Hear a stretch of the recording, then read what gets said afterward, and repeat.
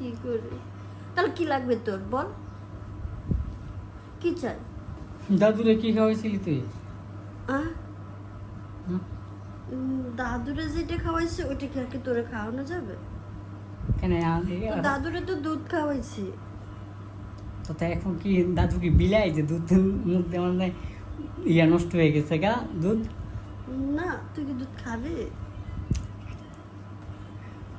যেটাই হোক এখন শুধু একটা খাইলে কি হইব নাকি, সবই খেতে হইব। এবং না সাথে আমি শুধু শোন, তুই কি মনে করছিস যে শুধু আমি দেখছি? তো সব কি আর কে কে দেখছে? মামুনিও দেখছে।